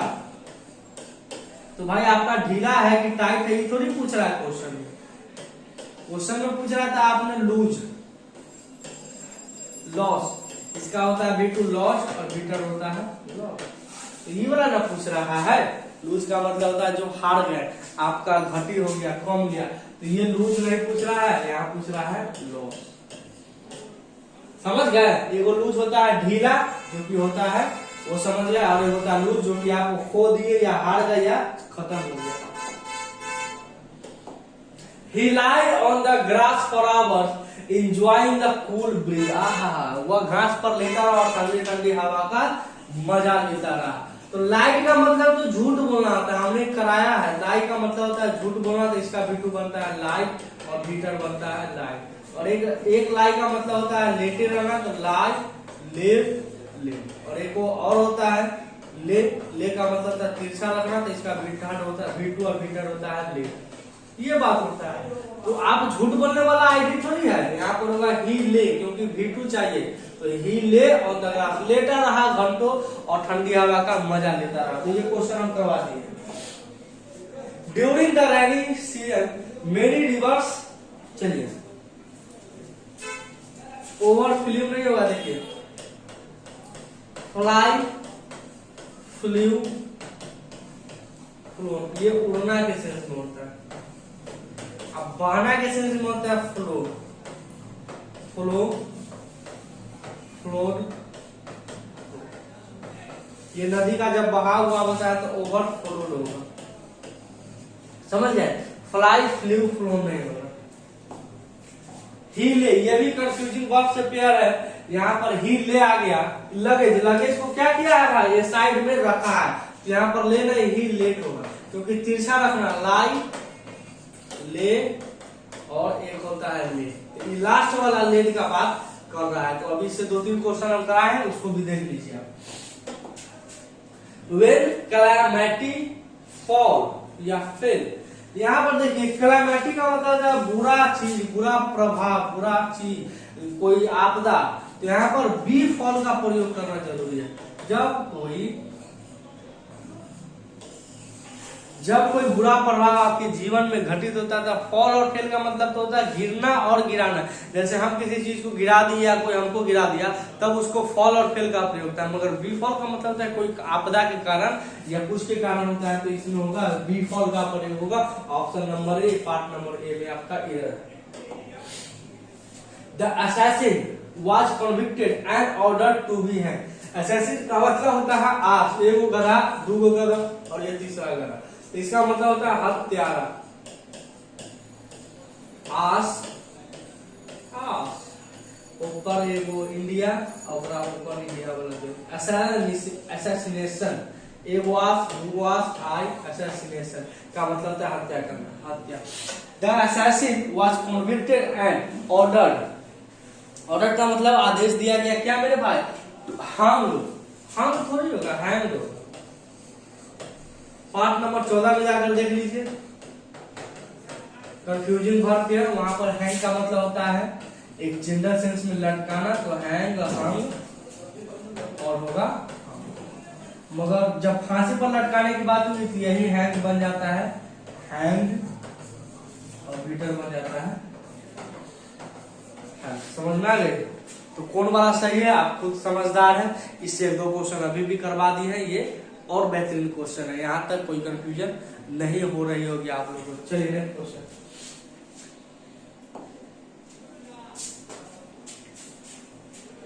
चलिए, if I leave now I will not able to return back.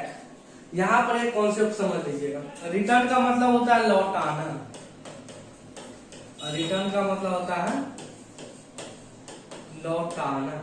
जब लौटाना का मतलब यही होता है, जब आप किसी से कुछ लीजिएगा तब ना लौटाइएगा। हम आपसे कुछ लेवे नहीं करेंगे तो लौटा देंगे, ऐसा होगा? तो ऐसा नहीं हो सकता। पहले हम कुछ लिए होंगे तभी लौटाने का बात हो रहा है, समझ में आ गए? तो रिटर्न का मतलब होता है बैक, तो रिटर्न के साथ बैक का प्रयोग सुपरफ्लुअस होता है। सुपरफ्लुअस यानी सुपरफ्लुअस का मतलब होता है किसी चीज में अत्यधिक प्रयोग, एक से बढ़कर एक चीज लगा देते हैं अत्यधिक चीज, तो वही होता है सुपरफ्लुअस। समझ में आ रही है बात? तो रिटर्न के साथ बैक का प्रयोग नहीं कर रहा है। When the company offered him a purse on his retirement, he refused to agree.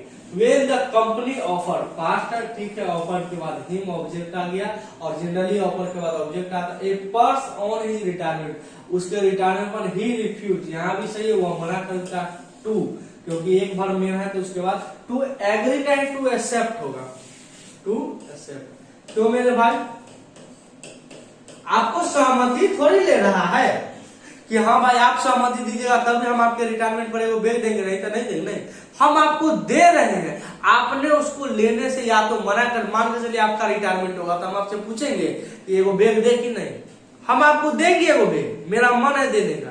हाँ, आप पर को तय करना है कि उसको आप लीजिएगा कि नहीं लीजिएगा। या तो आप कहेगा नहीं सर हमको नहीं चाहिए, आप अपना वापस, तो आप या तो एक्सेप्ट करिएगा या तो नहीं करिएगा, यही बात हो सकता है। ऐसा थोड़ी है कि आपको एग्री करवाना है भाई, जगह जमीन थोड़ी लिखा होना है कि एग्री करिएगा तभी बात बढ़ेगा। यहाँ तो हम आपको गिफ्ट दे रहे हैं, तो इसमें एक्सेप्ट का प्रयोग, ये हाई लेवल क्वेश्चन था, ये वर्ब से भी ऊपर। The timid creature was driven into a narrow scope where it was slew. Sleeve का भी देखिए, स्लेव, स्लीव और स्लेव बनता है। ये होता है वर्ब 1, वर्ब 2 और वर्ब 3। तो तरीका तो ये है, स्ले सल्यूट। सल्यूट का बोल के कुछ होता नहीं। स्ले का मतलब होता है किसी को गंभीर रूप से हत्या कर देना, गंभीर रूप से हत्या कर देना, समझ गया। तो द टिमिड क्रिएचर, ठीक है, was drive rope driven, Bharat का तीसरा रूप ड्राइवन होता है, यहाँ का कोई इरर नहीं था। इनटू ए नैरेस को वेयर इट वाज स्लीव। अब हो गया, इस क्वेश्चन का जवाब आपको मिल गया होगा। Being implicated in a murder case he was conclusively suspected for all the unsolved murder case। देखिए हमने कल बताया था या अभी शायद पिछले ही क्लास में पढ़े होंगे कि जनरली बीइंग से शुरुआत नहीं होता। अगर बीइंग के बाद नाउन है तो उससे पहले इट लगता है, बाकी कुछ रहता है तो शुरुआत एक आई वो करा सकता है। तो बीइंग के बाद इम्प्लीकेटेड है, वर्ब है, वर्ब का दूसरा तीसरा रूप है, तो ये इट बीइंग नहीं होगा। बीइंग से अगर यही रहता नाउन, इतना हटा दे, इम्प्लीकेटेड इन, तब यहाँ पर प्रयोग करते इट बीइंग। क्या करते? It being a murder case he was कॉन्क्लूसिवली।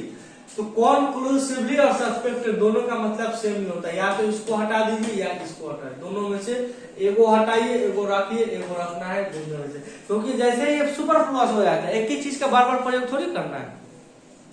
कई बार ये सब लेटर राइटिंग में बहुत सारा आपसे पूछता है। लेटर राइटिंग में क्या होता है, एक ही चीज को आप बार बार नहीं प्रेजेंट कर देते हैं, जिसके कारण एग्जामिनर क्वेश्चन में से नंबर काट लेता है, यही मेन वजह है। इसीलिए किसी चीज को ज्यादा बढ़ा चढ़ा कर नहीं बोलना चाहिए। सब समझदार है, सब समझते हैं। समझ में आ गई यार? कुछ थोड़ा सा मजा लीजिए। My brother thinks that somebody must have dear। वाह वाह वाह, मस्ट हैव डेयर। अरे भाई नीड डेयर का प्रयोग हुआ था तनका रूप से, डेयर में ईडी लगा दिया है। मस्ट हैव ये हेल्पिंग वर्ब, तो ये मेन वर्ब, एगो मेन वर्ब यहाँ है, स्टिल एगो मेन वर्ब, एगो को नाम बना दीजिए। हम बताए थे नीड और डेयर का कॉन्सेप्ट, पता नहीं कितना दफा यहाँ नीड और डेयर का कॉन्सेप्ट आ गया है, बुझे? तो चेक करिए। अच्छा एक चीज हमको बताइए तो आप लोग अभी तक इतना क्वेश्चन कर रहे हैं या किए हैं, जो भी लगभग 172 नंबर क्वेश्चन चल रहा है, 172 क्वेश्चन बनाने के बाद कुछ बुझा रहा है कि नहीं? कुछ भी कि हमको समझ में आ रहा है, कुछ सीखे या नहीं सीखे, ऐसा कुछ बुझा रहा है कि नहीं? कमेंट करके जरूर बताइएगा कि हाँ सर बुझा रहा है या बाउंस मार रहा है। आप लोग का कमेंट का रिप्लाई दिया जा रहा होगा। टेक्नीशियन टीम हम मोबाइल लेकर ऐसे नहीं बैठते, फालतू है क्या यार, पढ़ाना है, टाइम वेस्ट थोड़ी करना है। जब पूरा सेटअप लगवाएंगे ना तब यहाँ से कमेंट आप लोग का सामने पढ़ाई कराएंगे, जल्दी ही होगा। आप लोग शेयर वगैरह करिएगा तभी ना, नहीं तो हम अपना झूठ मूठ का टाइम वेस्ट क्यों करेंगे। चलिए, Harish needs not come here as it is getting dark. Need में एस लगा दिया, उसके बाद नॉट लगा दिया, पागला है का? हरीश नीड नॉट, ये टोटल हेल्पिंग वर्ब, इसके बाद ये मेन वर्ब, अब सही हुआ। समझ में आ गई? बुझा गया ना कहां से क्वेश्चन हम पढ़ाते हैं। He dare not to go there, ठीक है, ठीक है, टू गो इन्हें ला दिए हैं, वाह वाह वाह, नाउन बना दिया, डेयर के बाद नॉट लगाया है। इसका सीधा सा उपाय हम बता देते हैं, क्या है? ई टू को हटा दीजिए, अब आपका क्वेश्चन सही गया। He dare not go there, ये दोनों आपका हेल्पिंग वर्ब हो गया, उन्हें मेन वर्ब हो गया, कहानी समझ में आ गई। I used to play hockey when I was 10 years old। 10 years old। मैं हॉकी खेला करता था जब मैं 12 बरस की बाली उम्र, 16 बरस की है ना गाना। तो when I was 10 years, 10 साल का था, तो I used to pass के हैबिट को बताने के लिए सही है, ये वाक्य में कोई एरर नहीं है। Option number 4 no error. बुझ गया होंगे इसका जवाब। A soldier could fight for his country and save his। अरे भाई वो सोल्जर को देश के लिए लड़ना चाहिए, कुड। जैसे अभी विवाद चल रहा है रूस और यूक्रेन के बीच में, हम कुछ बताना चाहेंगे। रूस और यूक्रेन के बीच में युद्ध छिड़ा हुआ है और ऐसा माना जा रहा है कि यह तीसरा विश्व युद्ध का आगाज है।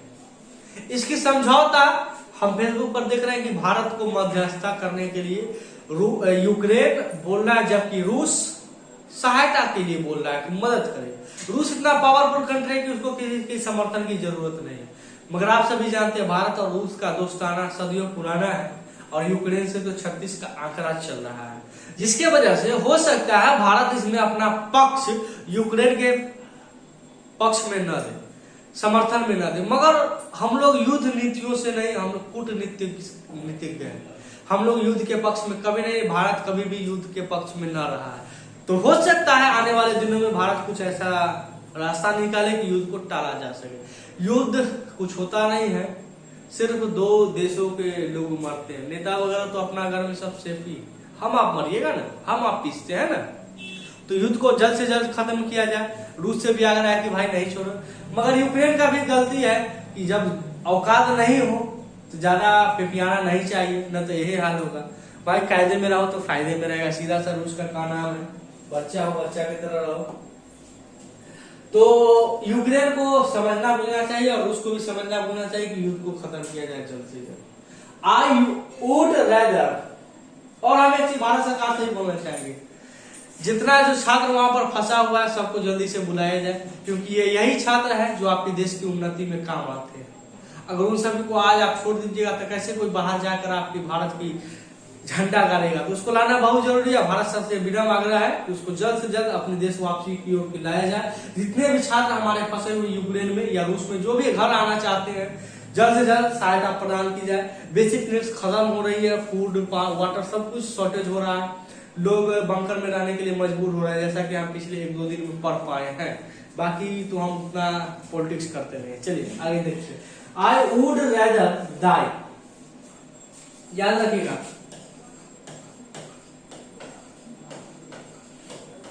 वुड रेदर के साथ आप हमेशा देन का प्रयोग करते हैं। THEN ना, THAN वाला, THAN। तो यहाँ देन नहीं, यहाँ पर होना चाहिए देन। बुझे? ठीक है, चलिए आगे। Run fast lest you miss the train. Lest के साथ आप हमेशा शुड का प्रयोग करते हैं। हमने बेसिक क्वेश्चन मॉडल में ही पढ़ा दिया था। तो यू विल नहीं, यू शुड। समझ गए? जो भी रूल वगैरह लिखते हैं उसको खोपचा में लिखते चलिएगा ताकि कोई समस्या ना हो। समझ गए? साइड में लिख दीजिए जिसको हम खोपचा कहते हैं। He hope that he will pass the exams. वाह वाह वाह, यहाँ पर होप पास्ट दे रखा है, यहाँ पर विल। अरे भाई नरेशन का प्रयोग करो। पास्ट है तो आगे भी पास्ट होगा, विल का पास्ट, ये भी पास्ट तो आगे भी पास्ट। और प्रेजेंट पास्ट का तो कॉम्बिनेशन ऐसे भी नहीं होता है। प्रेजेंट फ्यूचर का होता है, मगर पास्ट का फ्यूचर का पास्ट फॉर्म रहना जरूरी है। You need to work hard, but you need not to waste time on unimportant lessons. समझते हैं? You need to work. You plural, इसके साथ प्लूरल, यहाँ पर नाउन बना दिया है। इस पार्ट में कोई इरर नहीं है।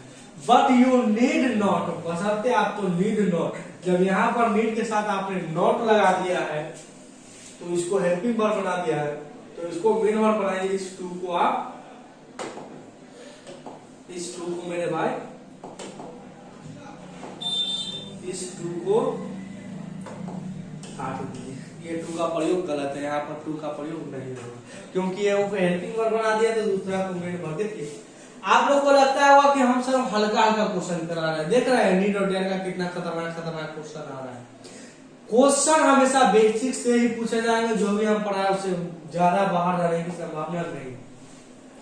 सी वुड ब्रोक, क्या लिख दिया है? सी वुड ब्रोक नहीं, मोरल के बाद हमेशा वर्ब की फर्स्ट फॉर्म। तो ये होता है ब्रेक, ब्रोक और मेरे भाई ब्रोकन। तो यहाँ पर ब्रोक नहीं, यहाँ पर चाहिए ब्रेक। C would break. अब जाकर ये क्वेश्चन सही हुआ। The old lady pray that he may, pray past तो आगे भी पास्ट, मे का पास्ट माइट होना चाहिए। समझ में आ रहे हैं? चलिए। Rama must not have treated his mistress like that. मेरे सवाल का तुम जवाब हो। Rama must not have treated, इसमें तो हमको कोई एरर नहीं लग रहा है क्योंकि रमा के बाद मॉडल मस्ट नॉट है, इसके बाद हैव लगा दिया है और हैव के बाद ट्रीटेड वर्ब का तीसरा रूप ला दिया है, तो ये भी सही ही है, इसमें नो एरर कर लीजिए। अब इसको वर्ब वन नहीं मानना, ये हैव साइड पर आ गया, ये चल गया टेंस के रूल में, समझ गए? तो ये हैव है।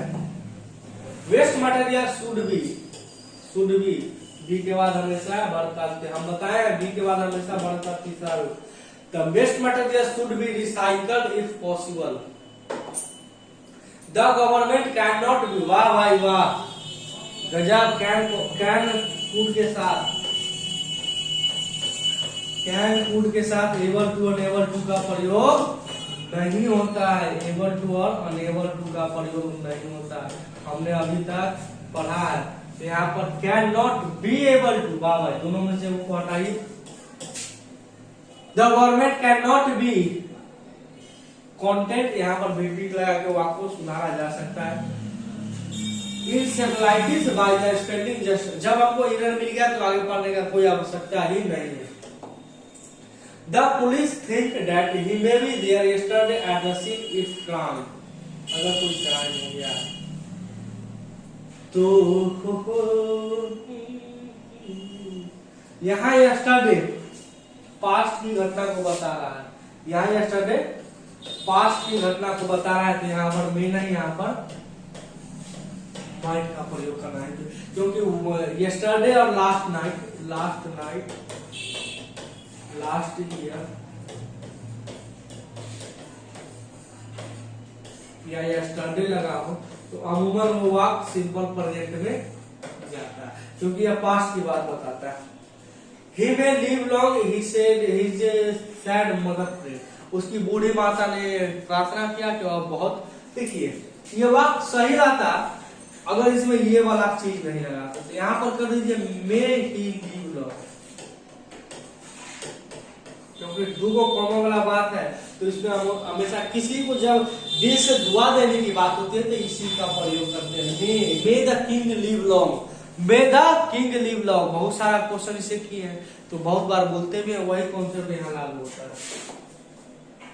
He returned the purse, thought he could keep it very, उसने पर्स को लौटा दिया यह सोचकर he could keep, ठीक है। देखिए पास्ट की दो घटना एक साथ हो रही है तो कुड हैव केप्ट कर दीजिए। हम बताएं जब पास्ट की दो घटना एक साथ होते हैं, पास्ट सिंपल के बाद को पास्ट परफेक्ट में रखा जाता है तो इसको हमने पास्ट परफेक्ट हैव लगा के बना दिया, समझ में आ गई। और ये भी एक कंडीशनल सेंटेंस का पार्ट है, याद रखिएगा, ये कंडीशनल सेंटेंस का ही एक पार्ट है। तो कंडीशनल सेंटेंस में इसके बारे में डिटेल 187 नंबर क्वेश्चन को याद रखिएगा, मान करके कंडीशनल सेंटेंस या टेंस में पढ़ेंगे तो और क्लियर हो जाएगा। When you were young you ought to, जब हम जवान होंगे जाने कहाँ होंगे लेकिन जहाँ होंगे तुम्हें याद करेंगे, तुम्हें फरियाद करेंगे। जब आप जवान होंगे, भविष्य का बात नहीं था, जवान थे, जवानी से बुढ़ारी में आ गया है, तो बुढ़ारी में आ गया है तो यू और पास्ट की आदत को बताने के लिए और टू नहीं यूज टू का प्रयोग करिए। When you were young you used to learn good habits, जब आप बच्चा थे तो बड़ा अच्छा अच्छा आदत सीखते थे, अब सियान हो गए हैं तो हमेशा गलत चीज के फिराक में रहते हैं, यही करना चाहता है। If you get good marks I shall happy as much, conditional sentence का रूल है, यहाँ पर आई के साथ शैल नहीं भी होना। हम पढ़ाएंगे कंडीशनल सेंटेंस में, फिलहाल यहाँ पर समझ लीजिए कि जब दो, इसको कंडीशनल सेंटेंस और टेंस के लिए ही रहने जैसे समझ में है, इसको बाद में बस 179 को मार्क करके रखिएगा। कान दर्द करने लगा। चलिए वी आउट टू ऑनेस्ट, अरे भाई ऑनेस्ट तो होता है एडजेक्टिव, आउट टू होता है मॉडल, तो model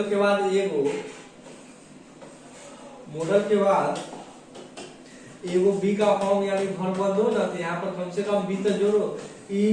we ought to be honest, हमको ईमानदार होना चाहिए इन आवर डीलिंग, हम अपने व्यापारी वगैरह के लिए हमें ईमानदार होना चाहिए। साउंड बार बता दो, सर्दी भी है।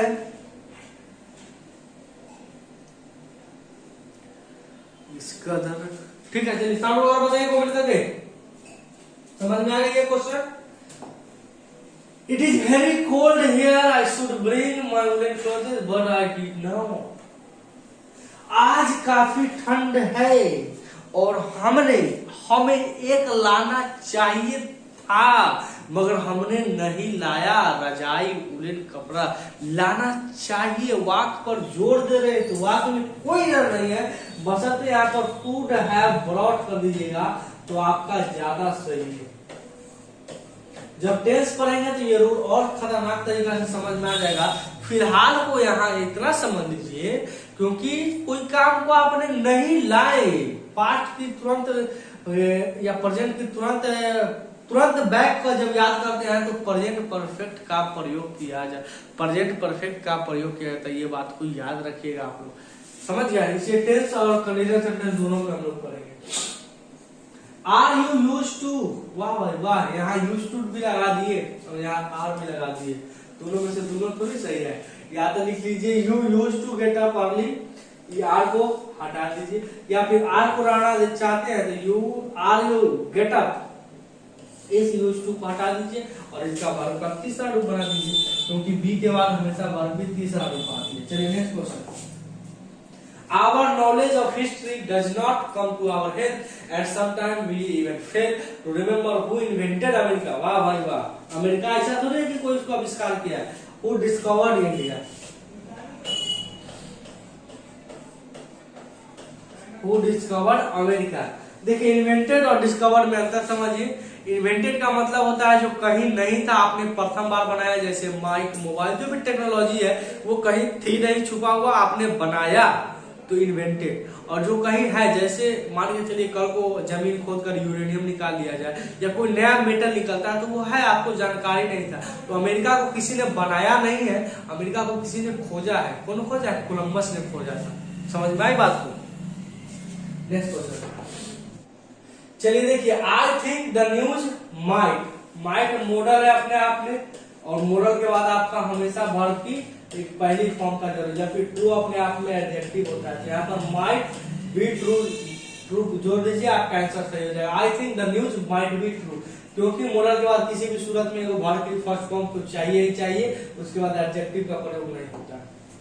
Very soon I realize that, जब वाक्य की शुरुआत पास्ट हो तो आगे भी पास्ट का प्रयोग होता है, तो यहाँ पर इज नहीं, यहाँ पर वाज होना चाहिए। अमूमन क्या होता है वो समझिए, अगर वाक्य की शुरुआत पास्ट से है तो आगे भी वह पास्ट की ही कल्पना करता है, प्रेजेंट को सवाल ही नहीं होता। समझ में आ गई? He remember that his visa will be, देख लीजिए सेम कंडीशन, यहाँ पास्ट रिमेम्बर और यहाँ पर विल, यहाँ पर आप क्या कर दीजिए, वुड का प्रयोग कर दीजिए। अब एकदम सही हो गया, कोई दिक्कत नहीं। साउंड वगैरह कैसा है सब कुछ बता दे चलिएगा। I was not at the last meeting and neither was you। You के साथ कभी भी was का प्रयोग नहीं होता, यू आपका हमेशा प्लुरल होता है, तो यहाँ पर वर का ही प्रयोग हमेशा, सदैव वर का ही प्रयोग होगा। लाइट भी थरथरा रहा है कल से, चलिए देखिए वीडियो में कोई दिक्कत नहीं आनी चाहिए। In any case no disciplinary action, in any case कोई भी कारण से, no disciplinary action, singular subject, तो सिंगुलर सब्जेक्ट के साथ सिंगुलर वर्ब आर रिक्वायर्ड नहीं, इज रिक्वायर्ड। क्या कि हम बताए थे जे जैसा रहेगा उसका ब्याह वैसने से होगा। हम अगर राजपूत तो हमारा ब्याह संभवतः राजपूत, हम अगर हिंदू तो हमारा ब्याह भी हिंदू, हम अगर कुम्हार तो हमारा ब्याह भी कुम्हार। अमूमन ऐसा ही होता है मगर अब तरीका बदल रहा है, इस पर दिल को नहीं लेना है कोई बात, हम समझाने के लिए बात बोल रहे हैं। The capital of Yemen is situated, कोई भी चीज किसी के किनारे बसा हुआ है तो हमेशा सिचुएटेड का प्रयोग करिएगा, हमेशा। Patna is situated at the Ganga river. Patna जो है गंगा रिवर के किनारे बसा हुआ है। तो हमें सिचुएटेड नहीं सिचुएटेड होता है। Owing to the heavy rains, the ship drowned.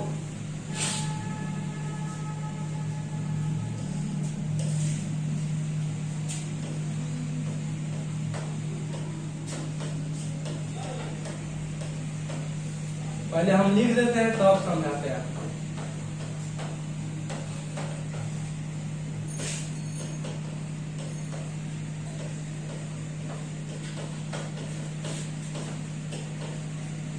देखिए ये दोनों का मतलब होता है डूबना।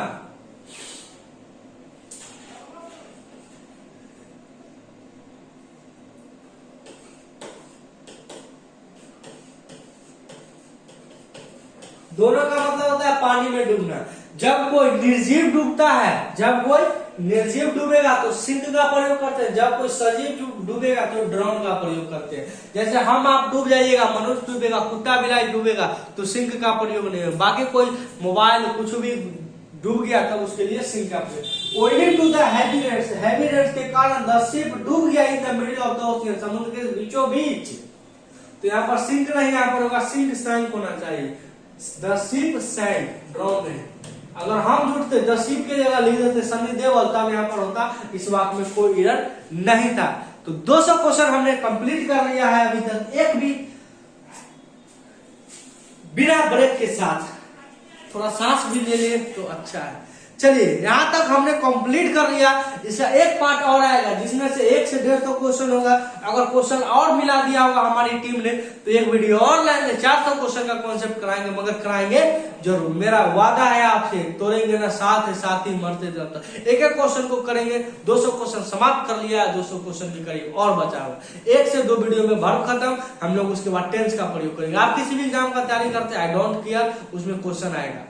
वीडियो कैसा लगा, क्लास कैसा लगा, शेयर वगैरह करिए। व्यूज थोड़ा कम आ रहे हैं, तभी तो हम और बेटर कॉन्सेप्ट के साथ उतरते हैं। मिलते हैं हम लोग नेक्स्ट वीडियो में। तब तक आज्ञा दीजिए।